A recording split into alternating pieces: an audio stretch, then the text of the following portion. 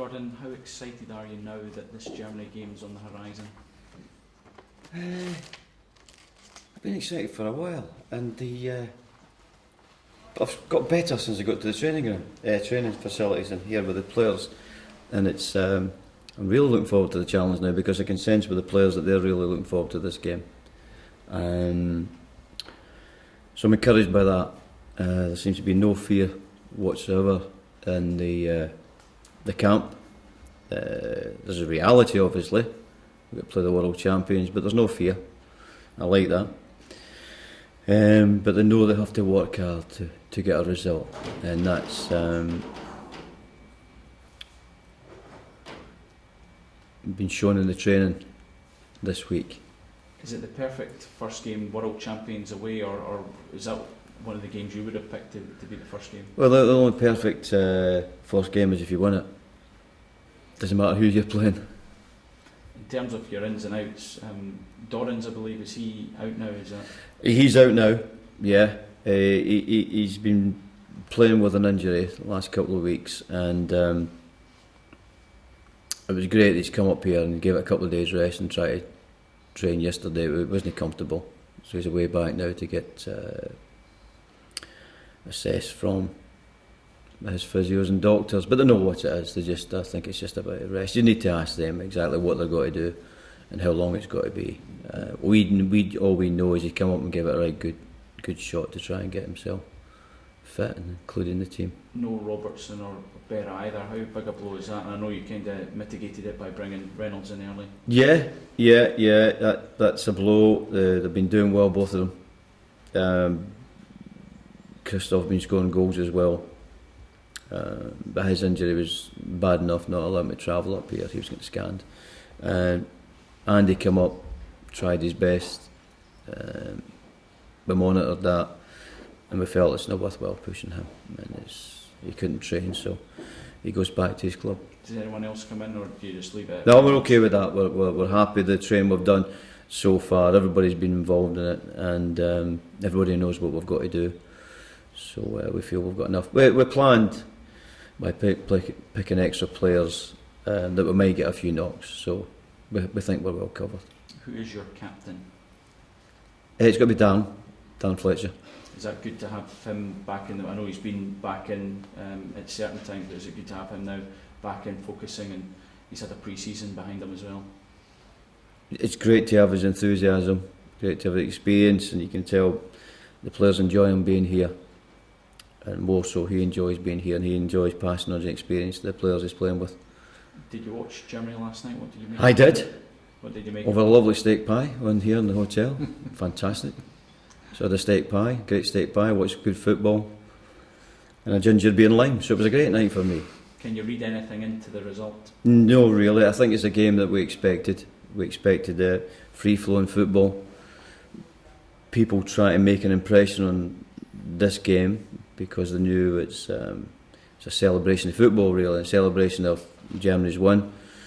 And I thought Argentina were terrific as well. So it was a wonderful game to watch from a neutral's point of view. But we didn't take anything into it because I think it'll be a completely different team. And it's a competitive game. And the Germans come alive and become competitive. Do you think it perhaps changes Germany's approach to the game, the fact that they've lost their first game since becoming world champions? No. I think the Germans, when it starts, you say you have to compete. They're a different animal. I think if you look at it, I can't remember the last time they didn't qualify for anything. They come alive when it becomes a real game. I saw some quotes from Lucas Podolski today saying that he thought Scotland would go over there and play dirty. Do you find that a little disrespectful to the way that Scotland have played over the last week? Well, I wouldn't have to see that interview live, and I'd have to see it because in translation it becomes completely different. So as far as I'm concerned, Lucas Podolski, since he's been in England, has been a gentleman in his interviews. So I would imagine it's changed in his last interview. I would probably put that down to the people who are interviewing him rather than Lucas himself. God, can I ask you, in previous campaigns, and more in recent years anyway, the Scottish fans have gone into it more in hope than in expectation. Should that change going into this campaign? I think we should be positive. I think we should be allowed to be positive because we've played well in the last year. We seem to get hard groups, that's for sure. I look at some of the groups. I do believe that the last group we played in was Serbia, Croatia, Belgium, was the hardest group by far in that competition to get the World Cup. By far. I do believe it's probably the hardest group Scotland have ever been in when I look at it now. When we actually sit back and say how many great players have Serbia have got, how many great players have Croatia got. You know, Belgium, how well they came on that 2 years to be probably the top 5 teams in the world. So I do believe that was the hardest group. This is a hard group, but we've been together a year now, so we're looking forward to that challenge. We know there's got to be ups and downs in the campaign, as long as at the end of it we're strong enough, physically strong enough, mentally strong enough, and we use the ability that I've seen coming through over the last year, then we can give any team in this group a good game. What's the main difference, do you think, from the squad now from when you took over? Oh, I wouldn't like to say that. It's unfair to compare two groups. I always say I enjoy working with this group. I had a good day yesterday watching two different teams playing football. The players got something from the two games, and we definitely got something from it. But it's very hard to compare different teams, different groups, because every time a group gets together with Scotland, they are trying their best. You know. So I'll leave it up to other people to compare. The players seem to be inspired by yourself. Who was it that inspired you, Gordon, when you were coming into a squad, into an international squad? Nobody really. I just had a fear of letting anybody down. If you look about it, Dalglish, Souness, Archie Gemmell, kind of let these fellas down. No, so there wasn't I took good habits from some of the guys who I watched training and playing and how they went about their professional side of their life. No, I was well schooled before I got here. Well, like Ferguson, the players I played with. And obviously, I think you were obviously in Jock Stein's squads as well. What type of character was he? And did you try and take a little bit of his management style into your own? Absolutely no. I think when you're looking at special people like that, it'd be very, very silly to try and copy anything. I think the one thing you do in management, which I knew right away, that you can only be what you are. If you try and do an impression of somebody else, then you're going to have a real problem. Has international management changed, do you think, since when you were a player? There's more games now, isn't there? There's more games, and I think you could be more straight talking to players. That's for sure, than you are now. In what sense? Well, you could treat them more like a club player when you had them. There was more straight talking. It's different now. It's 30 years on. It's a different place altogether. And obviously, you're an international manager now. You've been with clubs basically since you finished playing. How are you finding the difference? Is this your perfect job? At this moment, for me and the Strachan family, yeah. Gordon, is it tough in terms of certain positions in the field to make your selections this weekend? And I'm thinking goalkeeper when you've got 3 world-class goalkeepers in your squad. Yeah, striking position is the same. Wide positions, yeah. If they're all here with Snodgrass and Brown and Forrest, and that would be even more difficult. But that's good. That's terrific. I think you've asked me after the Wales game, first Wales game, as I was sitting in my room at 1 o'clock in the morning, what we've got to do. I'd much prefer this where I am just now. When you look at somebody like Stephen Naismith, who's scoring against the big teams, playing in the Premier League, how much does that give you positivity when you see there's a lot of the squad now playing regularly in England's top league? Yeah, but they're not all at the top clubs. And some of them know they'll be in a relegation battle this year, some in the middle league. But being in that league is great. But also I think if we could get more people playing the Champions League, that's even better, because I keep going on at that. I think the Scotland side, when Rangers were doing well in Europe and Celtic were doing well, it benefited the international team. And you said that you've not detected any fear at all in the squad. Is that? No, there's a reality. You know, there's a reality. They're not scared of the occasion and where they're going to go. There's a reality that you have to speak to somebody last night. There's, when you're playing football, when you play the game, you have a fear of getting beat.